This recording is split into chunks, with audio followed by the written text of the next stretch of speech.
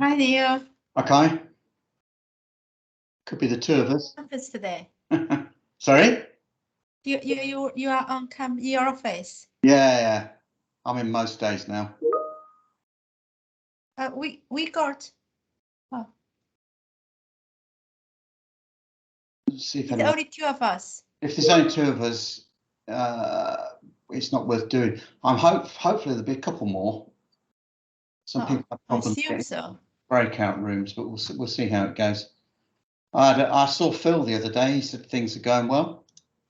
Yeah, I work with Phil, and also we got recently we got a MRC project which we will start in July. So I didn't really need to talk to Marty because it's product development and early clinical trial.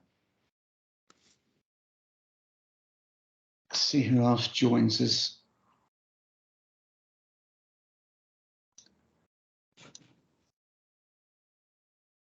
The same old people. Oh, no.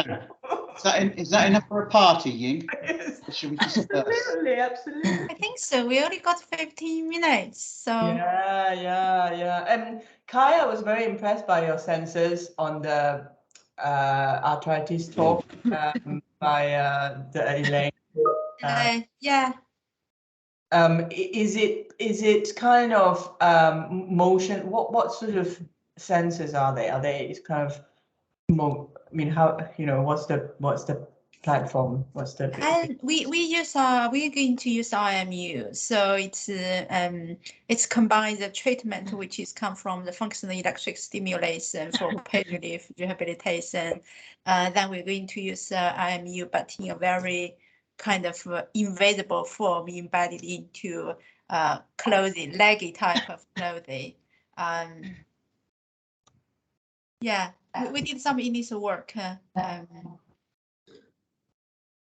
And is it a wearable type sensor? Is it? Yeah, it is very wearable because it's meant to be woven into the textile, so the user won't feel kind of it will be quite flexible, integrated as part of the leg or clothing. So that's okay because we try to make it simple for the user.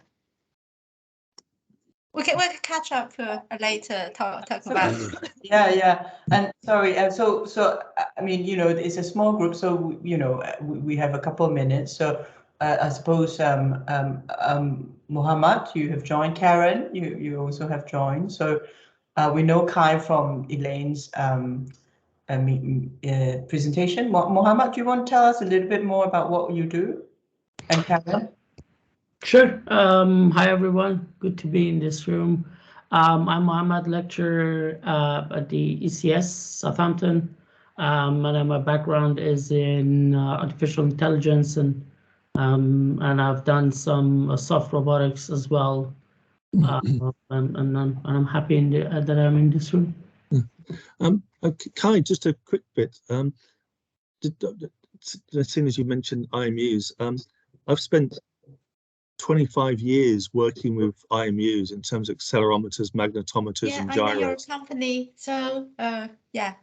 Yeah, and I've been working on smart workwear sensors, isolating joints and this sort of thing. And so I'll be really interested to know what you're doing with embedding your IMUs into material in terms of fabric. So I've been doing some work with Under Armour and Blackadder and all those type of companies with IMUs. And the work I've been doing over the last 2 years has been looking into wireless power transmission.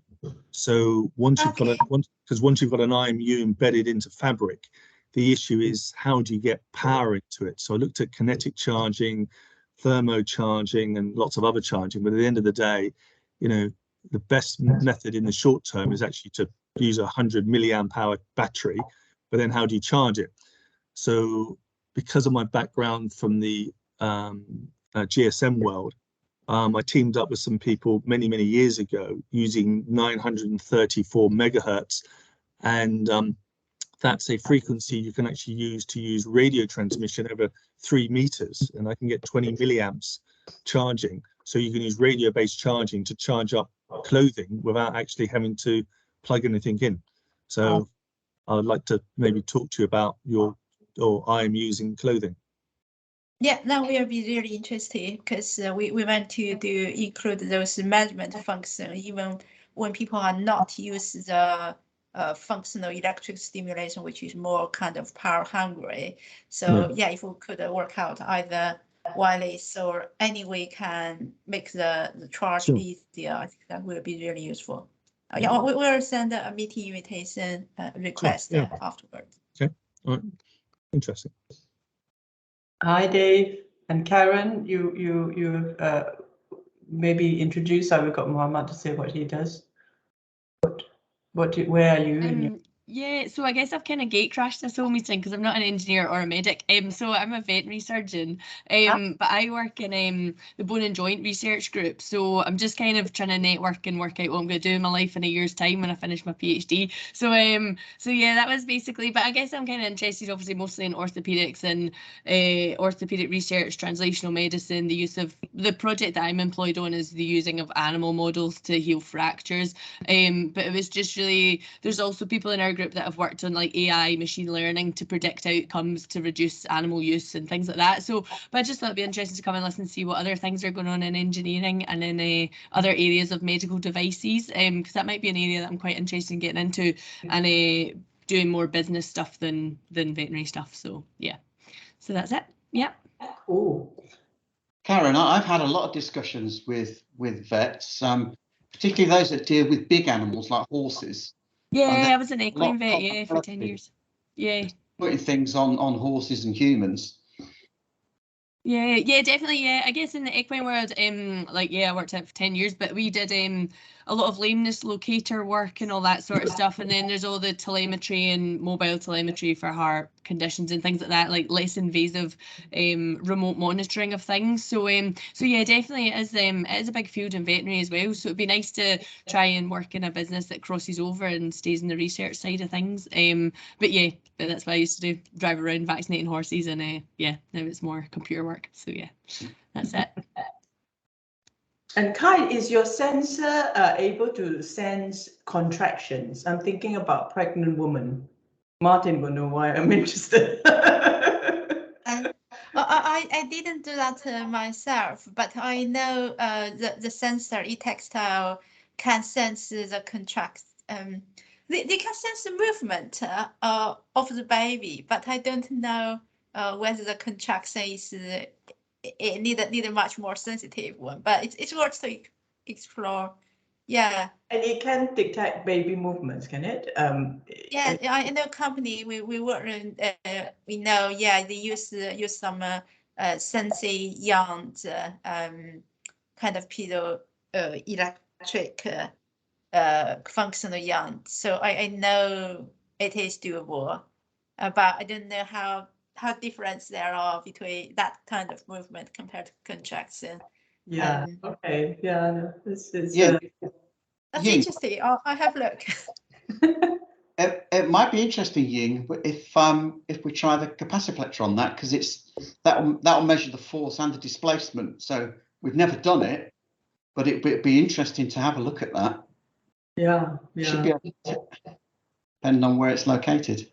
Yeah, that would be interesting, because that could marry up with another thing that we're doing with the Diego or from astronomy. Dave, do you have any questions or anything? Sorry, I just seen you join. And Mohammed, please join in if you have any questions or any ideas to throw about. We've got 5 luxurious minutes left. 5 luxurious minutes. No, actually, so I joined out of jealousy because I was supposed to be the designated expert for photonics, but I hadn't actually spoken up to this point, and no clinicians turned up. So as my day job is photonic sensors, I thought this would be closest to what I'm personally interested in. Non-invasive, clearly, photonics. Well, so a lot of the stuff I've been doing has been on blood tests. So but the nature of our sensors is that they require a super small volume, so like 10 microliters or less. So we're looking at doing, for example, antibiotic therapeutic drug monitoring in neonates, where traditionally it's been quite difficult to do those sorts of measurements because of the amount of blood, or how so little blood that neonates have. Yeah, so I guess drug detection is is on fluid media. Yeah, so we're looking for drug spectra directly in whole blood. So with a view to having truly point of care diagnostics, so not having to send off a blood sample to the lab to be centrifuged or anything, a quantified concentration directly after taking a heel prick or a finger prick of blood. Cool. Yeah, Ying, I guess also so something that maybe is up your street is, so I've been working with Francesca Horton and Alex. I forget what Alex's surname is. Kermack. Sorry. Kermack. Yeah, that's the one. So looking at the media that embryos are grown in, to try and infer how healthy the embryo is based on what nutrients have been absorbed from, or used up from the media. So yes, I'm aware of that. Yeah, Alex is my lecturer. So yeah, so no, that's a very interesting area because it's plenty of money.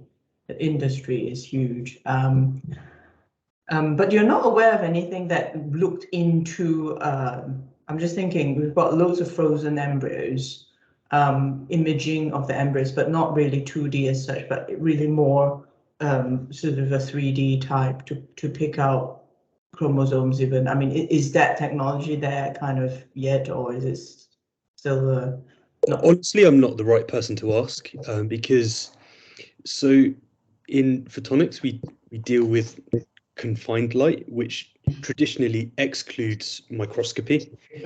So I think someone like Sumit would be better. Yes. A better person to ask. So that's fine. Yeah, I'm talking to Sumit, so that's fine. Sorry, go on. Anybody else? Don't let me dominate the conversation. Dave, do your sensors need to actually touch the vehicle that the blood is in, or are you just purely using light to actually sense the blood? So they need to touch the blood, right?